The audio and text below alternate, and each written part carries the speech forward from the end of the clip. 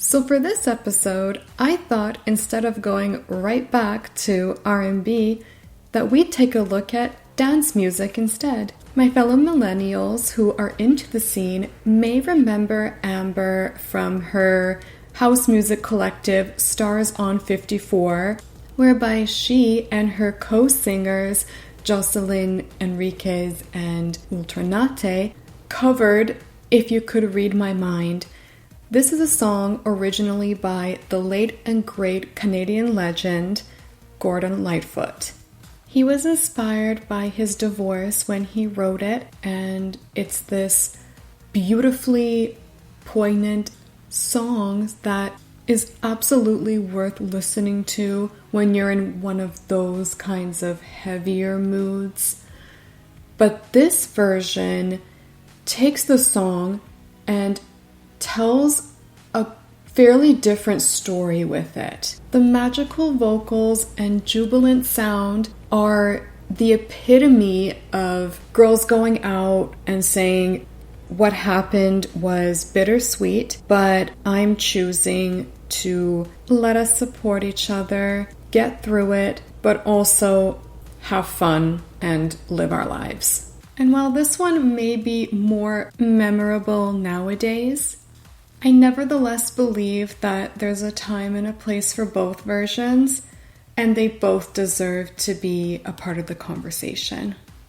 And yes, it's on Amber's 1999 album, which consists of pop, electronic music, up-tempo disco, house, and urban.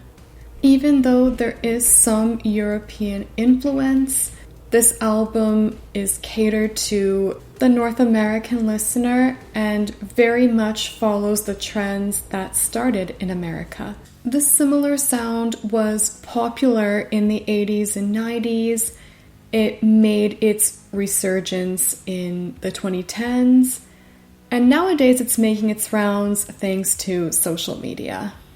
Regardless, if you live anywhere in Europe or you visited and been to any cafe or club or discoteca, this is absolutely nothing new and is very much a part of your everyday life.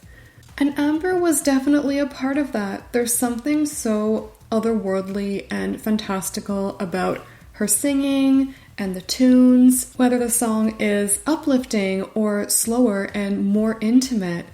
The whole experience is a dream. And I suppose that's to be expected since the album is very romance-oriented. And even though I was not familiar with every single one of these songs necessarily, they definitely are reminiscent of all the similar songs in this genre that I grew up with. So there was definitely some resonance and warm fuzzies for me.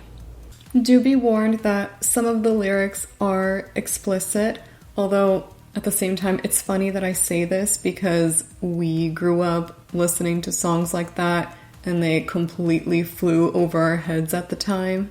Now, in 2022, Amber did see some popularity again when she released remix versions of all her hit singles. Obviously, remixes are always fun, but I do recommend that you guys check out her originals as well. Thank you so much for listening, and I'll see you in the next one. Will I stay on this path of doing something different, or will I take the low-hanging fruit? Tune in to find out.